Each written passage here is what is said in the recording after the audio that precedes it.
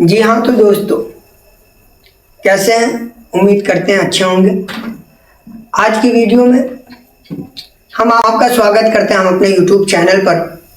आज की वीडियो में हम प्रश्नावली 1.1 का क्वेश्चन नंबर 2 पढ़ेंगे। क्वेश्चन पढ़ते हैं। क्वेश्चन यह है, दर्शाइए कि कोई भी धनात्मक विषम पूर्णांक 6q + 1, 6q + 3 या 6q + 5 के रूप का होता है। अब क्वेश्चन क्या कह रहा है कि कोई भी धनात्मक विषम पूर्णांक 6q + 1 या 6q + 3 या 6q + 5 के रूप का होता है। यानी कोई भी धनात्मक विषम पूर्णांक होनी चाहिए। तो धनात्मक मतलब होता है प्लस वाला नंबर। धनात्मक मतलब क्या होता है? प्लस वाला नंबर। और विषम मतलब ऐसी संख्या जिसमें 2 से भाग न लगे, उसे क्या कहते हैं? विषम। और पूर्णांक किसे कहते हैं? अब हम लोग एक चीज जानते हैं, जैसे 0, 1, 2, 3, -1, -2, -3। अब देखिए, जिस संख्या में 0 भी हो, प्लस वाला भी नंबर हो और माइनस वाला भी नंबर हो, तो इन सारे पूर्णांक, इन सारे नंबर को क्या कहा जाता है? पूर्णांक कहा जाता है। यानी जिसमें प्लस माइनस वाला दोनों हो, उसे क्या कहते हैं? पूर्णांक कहते हैं। तो कोई भी धनात्मक विषम पूर्णांक ज्ञात करना है। दर्शाइए कि कोई भी धनात्मक विषम पूर्णांक, क्या ये 6q + 1 के रूप का हो सकता है, क्या ये 6q + 3 के रूप का हो सकता है, या फिर 6q + 5 के रूप का हो सकता है। तो पहले हम क्या करेंगे, जो चीज हल करना है उसको हम लिख लेंगे साइड में। 6q + 1, 6q + 3 और 6q + 5। अब देखिए, ये तीन चीज दिया हुआ है। हम यूक्लिड विभाजन एल्गोरिथम के फॉर्मूला से जाते हैं, वो फॉर्मूला देखते हैं। तो उसमें फॉर्मूला क्या कहता है?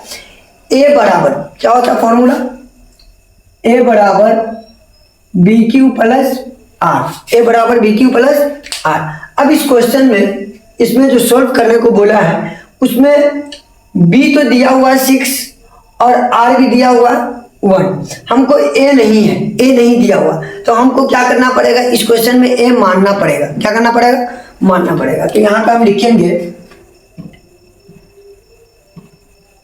हल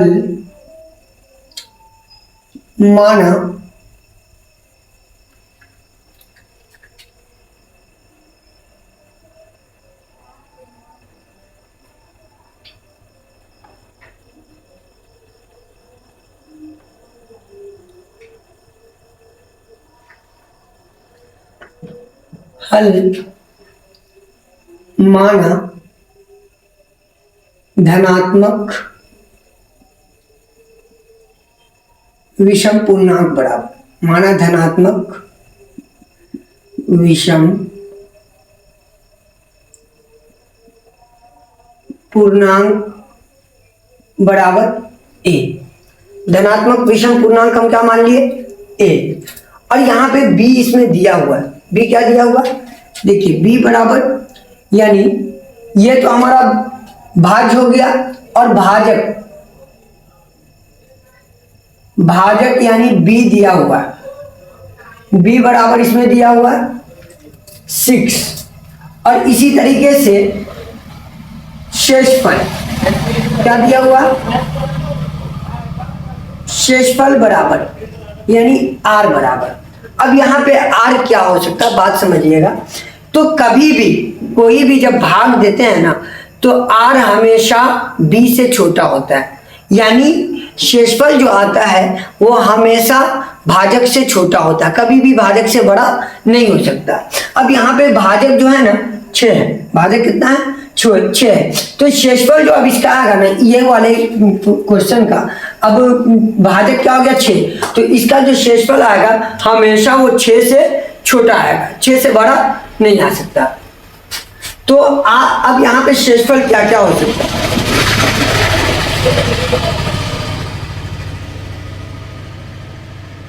तो अब यहाँ पे शेषफल क्या क्या हो सकता है? तो देखिए, 0 से शेषफल, कल बताते कल की वीडियो में कि शेषफल जो होगा ना, वो हमेशा 0 से बड़ा होगा। 0 से बड़ा या 0 के बराबर होगा और b से हमेशा छोटा होता है। तो अब शेषफल यहाँ पे क्या हो सकता है, 0, 1, 2, 3, 4, 5। अब ये सब शेषफल हो सकते हैं, 0, 1, 2, 3, 4, 5। अब हम इसको जब यूक्लिड विभाजन एल्गोरिथम से सोल्व करते हैं तो चूंकि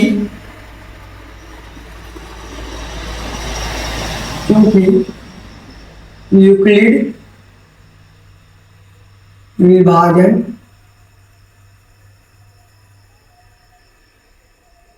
एल्गोरिथम से रिथम बराबर क्या होता है, एल्गोरिथम बराबर ए बराबर बी क्यू प्लस आर। ठीक है, तो अब यहाँ पे जो है ना हम आर एक लाइन से रखते जाएंगे, आर की वैल्यू हम एक लाइन से रखते जाएंगे, एक मरतबा 0 रखेंगे, फिर 1, फिर 2, फिर 3, फिर 5 तक रखते जाएंगे। अब देखिए यहाँ पे पहले जब हम 0 रखने पे, जब आर बराबर 0 रखने पे, जब 0 रखेंगे तो ये फॉर्मूले के हिसाब से a बराबर, ये b की जगह पे b की वैल्यू क्या दिया हुआ, यानी भाजक क्या दे रखा है 6, तो यहाँ पे क्या लिख देंगे 6 प्लस r की जगह पे अब क्या आ जाएगा 0। अब इसी तरीके से एक लाइन से 5 तक रखते जाएंगे, क्या कितना तक रखने जाएंगे, अभी कितना रखे थे, r बराबर 0 रखे थे, अब इसी में रखेंगे a बराबर 6 प्लस, अब 0 रख दिए तो एक मरतबा 1 रख देते, फिर इसी तरीके से a बराबर 6 प्लस 2 रख देते हैं, फिर इसी तरीके से a बराबर 6 प्लस 3 रख देते हैं, फिर इसी तरीके से a बराबर 6 प्लस 4 रख देते हैं। यानी ये हर इसमें a या r की वैल्यू जो है ना बढ़ाते जाएंगे, सिर्फ 5 ही तक लेंगे, a बराबर 6 प्लस 5 रख देते हैं। अब हमको क्वेश्चन में क्या बोला था कि आप हमको ये दर्शाइए कि क्या कोई भी धनात्मक विषम पूर्णांक 6 प्लस 1 के रूप का हो सकता है, 6 प्लस 3 के रूप का हो सकता है, 6 प्लस 5 के रूप का हो सकता है। तो अब हमने धनात्मक विषम पूर्णांक क्या मान लिया था, a मान लिया था। तो a माने ना, तो a के लिए देखिए यहाँ पे जब पहला वाला देखते हैं, a बराबर 6 प्लस 0 ये भी हुआ, a बराबर 6 प्लस 1 भी हुआ, a बराबर 6 प्लस 2 भी हुआ। अब हमको विषम बोला था, क्या बोला था, धनात्मक भी होनी चाहिए और विषम भी होनी चाहिए। तो एक देखिए, एक ये सॉल्व हुआ, इसी तरीके से ये लाना था और इसी तरीके से ये लाना था। देखिए तीनों चीज मिला है, नहीं मिला, जो जो लाने को बोला था 6 प्लस 1 के रूप का, 6 प्लस 3 के रूप का, यह तो कोई भी, हम यहां से हमारा सॉल्व हो गया कि कोई भी धनात्मक विषम पूर्णांक 6 प्लस 1, 6 प्लस 3 और 6 प्लस 5 के रूप का होता है। तो हम यहाँ पे लिख देंगे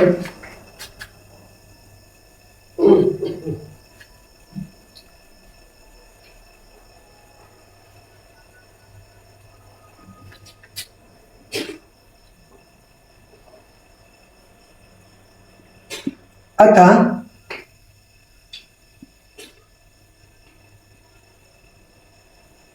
कोई भी धनात्मक विषम पूर्णांक 6 प्लस 1, 6 प्लस 3 या 6 प्लस 5 के रूप का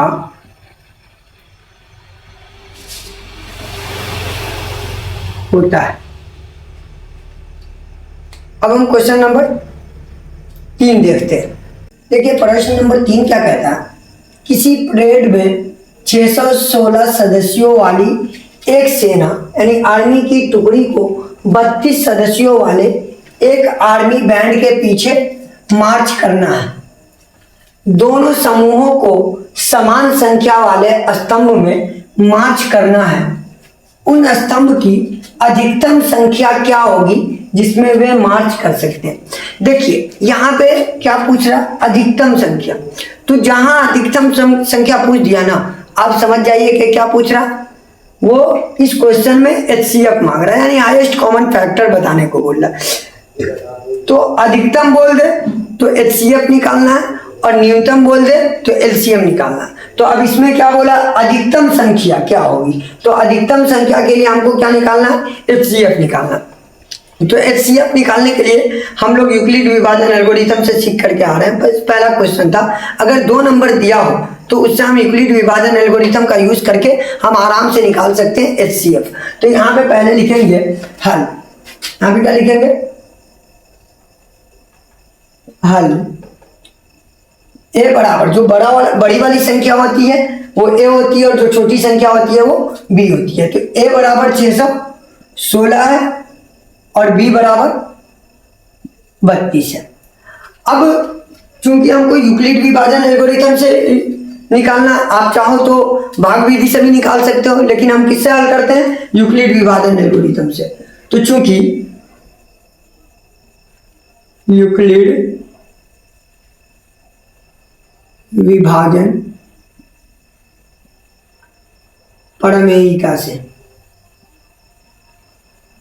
प्रमेयिका से तो इसका फॉर्मूला क्या होता है, यूक्लिड विभाजन एल्गोरिथम बराबर A बराबर BQ प्लस R।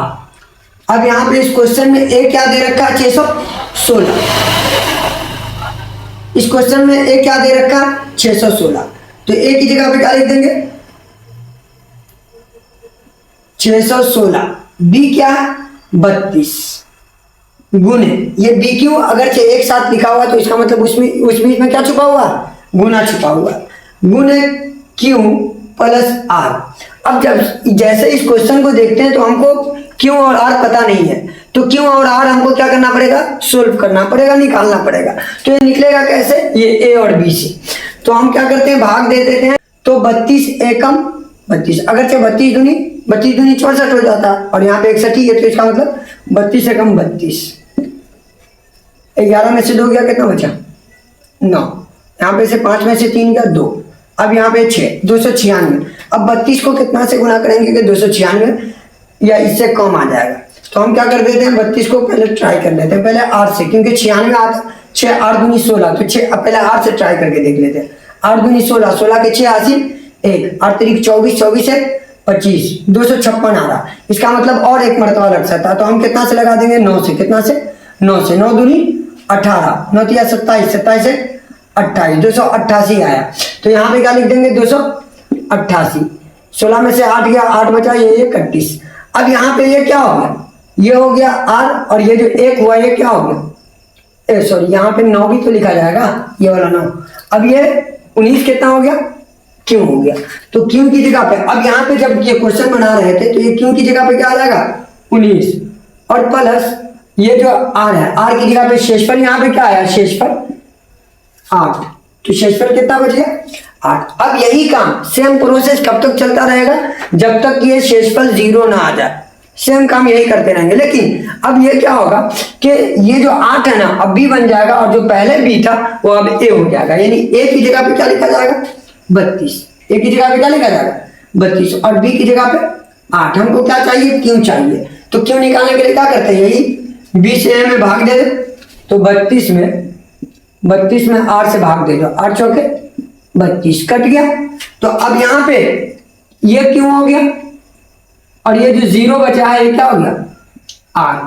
तो Q कितना है, 4, प्लस R कितना है, 0। तो जब 0 आ गया ना, तो इसका मतलब आंसर यहीं पे आ जाएगा। अब यहाँ पे हमको क्या पता करना था कि उन स्तंभों की अधिकतम संख्या क्या होगी। तो उन स्तंभों की अधिकतम संख्या क्या होगी, जो HCF आया, HCF यहाँ पे कितना आया, 8। तो हम यहाँ पे लिख देंगे, अतः कितना है, 616 और 32 32 का HCF बराबर 8 तथा अब क्वेश्चन के हिसाब से क्वेश्चन क्या बोला था, उन स्तंभों की अधिकतम संख्या। तो स्तंभों की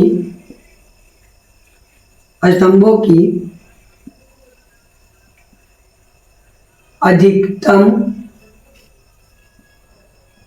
संख्या बराबर 8 होगी। ठीक है, तो उम्मीद करते हैं कि आपको वीडियो अच्छी लगी होगी और ये मैथ समझ आया होगा। अगर वीडियो अच्छी लगी है तो अपने दोस्तों तक जरूर शेयर कीजिएगा। Thank you.